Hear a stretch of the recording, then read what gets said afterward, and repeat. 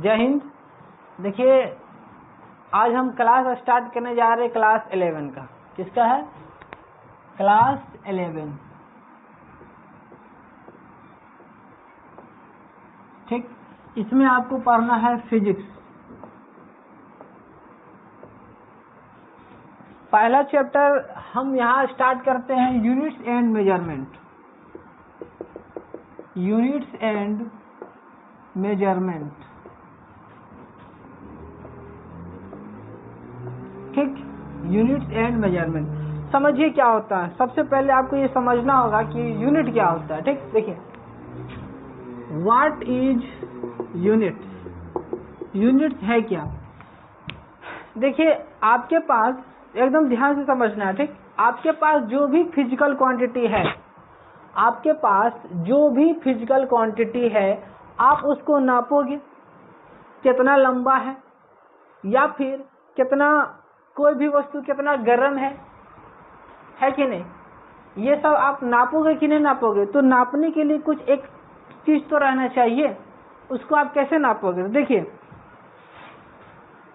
बहुत सारा मंथन के बाद ये निष्कर्ष निकला कि एक इस तरह से एक रिफरेंस स्टैंडर्ड वैल्यू मान लिया जाए जिससे हम उसके तुलना में हम किसी को मेजर करेंगे। जैसे कि मान लिया गया कि इतना बड़ा जो होगा वो कितना होगा आपका 15 सेंटीमीटर का होगा, या फिर इतना बड़ा जो भी है इसको एक यूनिट मान लिया गया। मान लीजिए कुछ भी एक मान लिया गया कि 1 मीटर है। ठीक, ये हो गया स्टैंडर्ड, ये हो गया फिक्स, जिसको इंटरनेशनल मान्यता प्राप्त दिया गया है। अब कोई दूसरा वस्तु होगा, मान लीजिए इतना बड़ा, कोई दूसरा वस्तु है इतना बड़ा, अब बोलेगा कि ये कितना है, तो वो किसके रेस्पेक्ट में बताएगा कि ये कितना है? तो अगला आदमी बोलेगा कि हमने जो मान रखा है, या फिर मान लीजिए इतना बड़ा जो छड़ी है, इस छड़ी से ये 1 2 3 4 छड़ी है। एक छड़ी से हमने जो स्टैंडर्ड मान लिया है कि इतना बड़ा, तो इतना बड़ा से ये 4 गो है, तो हम इसको मान लेते हैं मीटर। तो इसको कितना हो जाएगा? 4 गो है तो ये मान लेते हैं 4 मीटर। तो इस तरह से कोई भी एक रेफरेंस लिया जाता है और उसी के कॉरस्पॉन्डिंग में हम किसी दूसरे का क्या करते हैं? मेजरमेंट करते हैं। तो यही हो गया आपका यूनिट्स। यही क्या कहलाएगा? आपका यूनिट्स। ठीक है,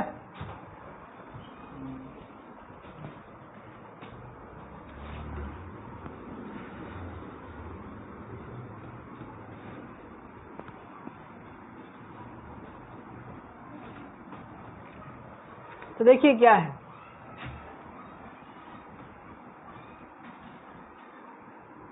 measuring a physical quantity, measuring a physical quantity by a certain basis reference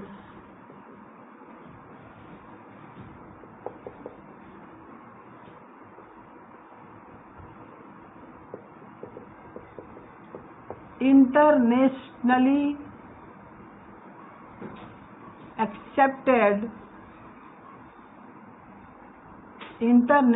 accepted are known as units। आपके पास मान लीजिए मेरे पास यही है, ठीक है, और हम आपको नापना चाहते हैं, तो बस एकरे से हम आपको ऐसे ऐसे करके नाप देंगे। पता चलेगा कि आप एकरे से कितना है, तो 10 है, तो हम मान ले इसको हम मान लेंगे मीटर या फिर कुछ भी फीट। तो आपको हम नापे तो आप कितना बार आए? 10 बार आए, तो हम आपको कह देंगे कि आप 10 फीट के। तो ये क्या है? ये एक ऐसा फिक्स वैल्यू है जिसको पूरा इंटरनेशनल मानता है कि हाँ ये इतना बड़ा है, उसको मान लिया गया है। अब बस हम जिसको भी नापेंगे हम इसी के कॉरस्पॉन्डिंग नापेंगे। यही है आपका यूनिट। तो किसी भी फिजिकल क्वांटिटी को मापना किसी भी एक सर्टेन बेसिस से, रिफरेंस से, जैसे हम इसको रिफरेंस मान रहे हैं और इससे आपको नाप रहे हैं, जो इंटरनेशनल एक्सेप्टेड हो, मतलब इसका वैल्यू सबको पता हो, इंटरनेशनल में ये मान्य हो, तो हम उसी को कहेंगे यूनिट। समझ में आया? उसी को क्या कहेंगे? यूनिट। अब देखिए यूनिट जो होता है उसको दो प्रकार में बांटा गया है। यूनिट जो है इसको दो प्रकार में आपका बांटा गया है। सबसे पहले आप ये समझिए कि यूनिट जो होता है, चलिए यूनिट दो प्रकार में बांटा गया है। एक है आपका फंडामेंटल यूनिट, फंडामेंटल यूनिट। दूसरा होता है दूसरा है आपका डिराइव यूनिट। ठीक, एक होता है आपका फंडामेंटल यूनिट, दूसरा होता है आपका डिराइव्ड यूनिट। अब ये क्या है, ये क्या है, उससे पहले समझिए हमारा जो यूनिट है इंटरनेशनल लेवल में तीन तरीके से नापा जाता है। पहला है आपका सीजीएस, पहला क्या आपका सीजीएस। अब ये सीजीएस क्या है बताएंगे। उसके बाद है आपका एफपीएस। अब ये एफपीएस क्या है वो भी हम आपको बताएंगे। उसके बाद है आपका एमकेएस। अब ये क्या है वो भी हम आपको बताएंगे। ठीक, फंडामेंटल यूनिट और डिराइव यूनिट ये यूनिट का टाइप से, ठीक है, और ये तरीका है। इंटरनेशनल लेवल में कितने तरीके से नापा जाता है वो एक तरीका है, बस बारी बारी से समझेंगे। ठीक, आप इसको उतारिए, हम डेफिनेशन डिलीट कर रहे हैं।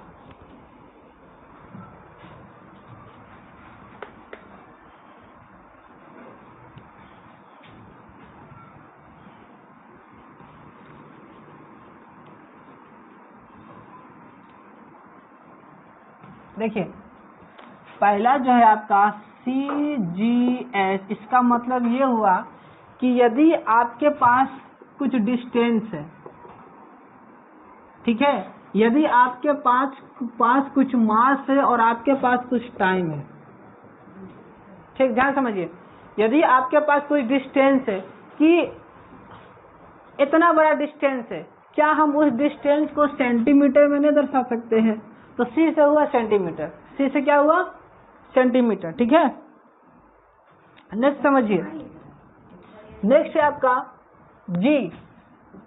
मास मतलब होता है द्रव्यमान। कितना मास, 1 केजी, 2 केजी, 3 केजी, 4 केजी। या हम 4 केजी ना लिख के क्या हम ग्राम नहीं लिख सकते हैं? लिख सकते हैं। तो यहाँ G का मतलब क्या आएगा, ग्राम। G का मतलब क्या आएगा, ग्राम। ठीक, अब है टाइम। तो टाइम का मतलब यहाँ पर सेकेंड लीजिए, टाइम का मतलब क्या लेना है, सेकेंड। तो सीजीएस का मतलब ये हो गया कि डिस्टेंस को सेंटीमीटर में लेना है, मास को ग्राम में लेना है, और टाइम को किस में लेना है, सेकेंड में लेना है। ठीक है, तो ये तरीका है। दूसरा तरीका समझिए क्या है, एफपीएस। एफपीएस देखिए यहाँ पर डिस्टेंस को हम लोग फीट से दर्शाएंगे, मास को यहाँ पर हम लोग पाउंड से दर्शाएंगे, पाउंड से, ठीक ना, और समय को यहाँ भी सेकेंड से ही दर्शाएंगे। समझ में आया? देखिए आप इसको फुट भी बोल सकते हो, अरे इसी का प्लूरल वर्ड है फीट। तो फुट, पाउंड या सेकेंड, फुट, पाउंड या सेकेंड। तो ये हो गया एफपीएस का फुल फॉर्म। ठीक है, अब आइए एमकेएस। एमकेएस डिस्टेंस को आप यहाँ मीटर में दर्शा सकते हो। एम यहाँ मीटर का काम करेगा। मास के लिए आप यहाँ किलोग्राम दर्शा दो, किलोग्राम। तो के आपका किलोग्राम दर्शाएगा और एस आपका सेकेंड दर्शाएगा। ठीक है, ये हो गया आपका तरीका। ये तीन तरीका जनरली इंटरनेशनल लेवल में देखा जाता है, सीजीएस, एफपीएस, एमकेएस। और उससे भी बेटर आपको ये देखा जाता है, इसको हम लोग एसआई मान लेते हैं, सिस्टम ऑफ इंटरनेशनल या इंटरनेशनल सिस्टम। ठीक है, इसको हम लोग क्या मान लेते हैं, एसआई। इतना क्लियर हुआ। अब हम आगे बढ़ते हैं फंडामेंटल यूनिट, जो कि टाइप है यूनिट का, फंडामेंटल यूनिट और डिराइव्ड यूनिट। इसमें हम लोग आगे बढ़ते हैं। ठीक,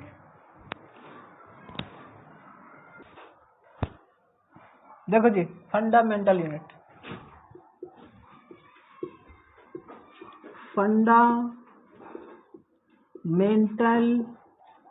यूनिट समझो क्या होता है fundamental unit.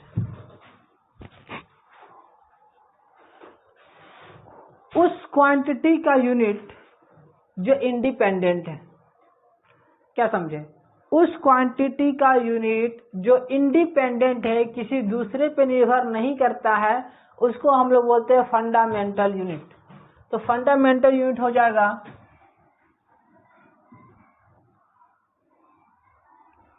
The unit of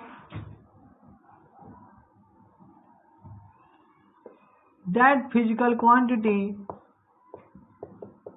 that physical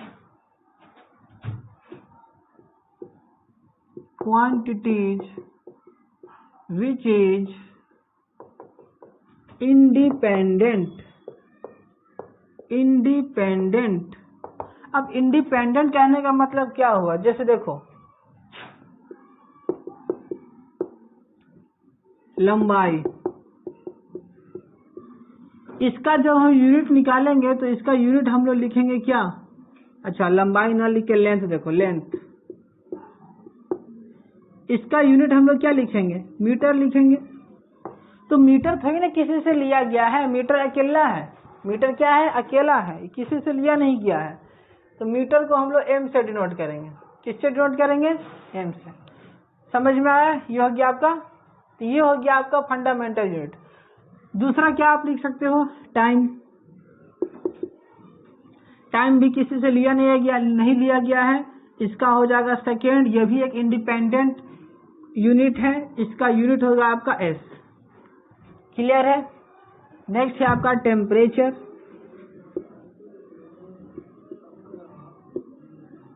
temperature भी आपका इंडिपेंडेंट यूनिट है और इसको आप लिख सकते हो केल्विन। ठीक है, केल्विन। उसके बाद आपका हो जाएगा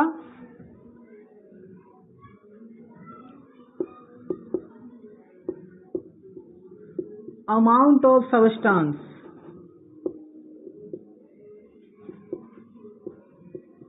अमाउंट ऑफ सबस्टेंस, ये भी आपका क्या हो जाएगा? मोल, और इसका सिंबल है मोल। ठीक है, ये भी आपका इंडिपेंडेंट क्वांटिटी है। ठीक, उसके बाद आपका हो जाएगा क्या? मास। मास का हो जाएगा आपका क्या? किलोग्राम, और इसको हम लोग केजी से डिनोट करेंगे। ये भी आपका क्या है? एक फंडामेंटल क्वांटिटी है। ठीक ना? उसके बाद आपका हो जाएगा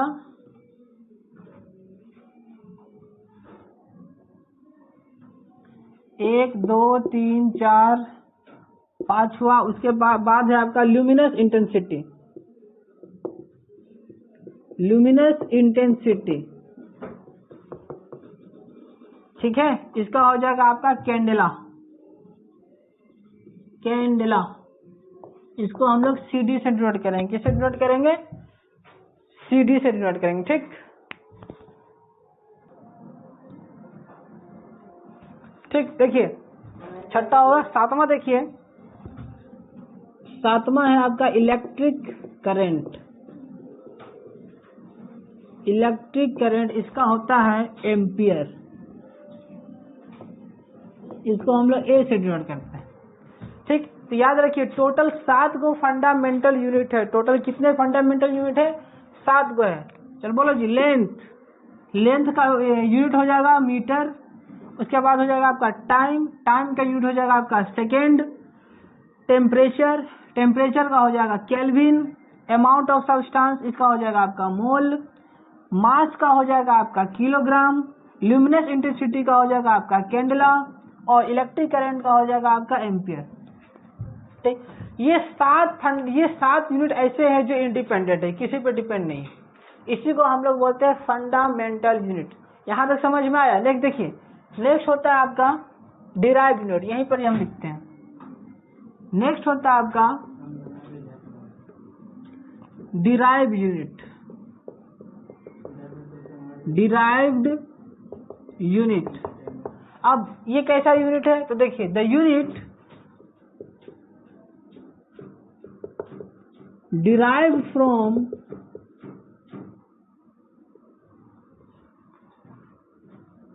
fundamental unit fundamental unit is known as derived unit.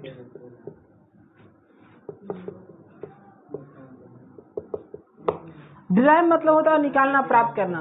तो डिराइव यूनिट को हम लोग फंडामेंटल यूनिट के सहायता से निकालते हैं।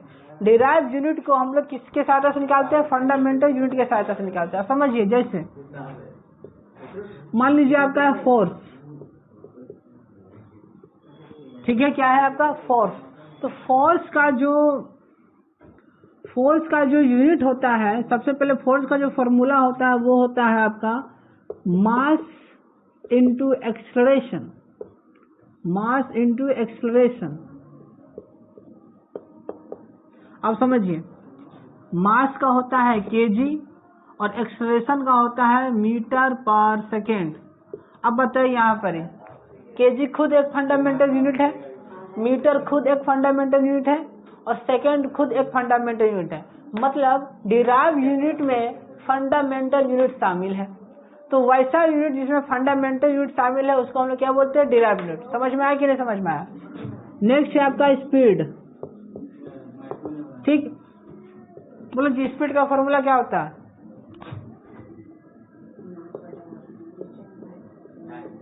Distance by time. अब डिस्टेंस का यूनिट तुम मीटर लोगे और टाइम का यूनिट तुम क्या लोगे? सेकेंड। मतलब ये हो गया मीटर पर सेकेंड। तो स्पीड का जो यूनिट है वो आया मीटर पर सेकेंड।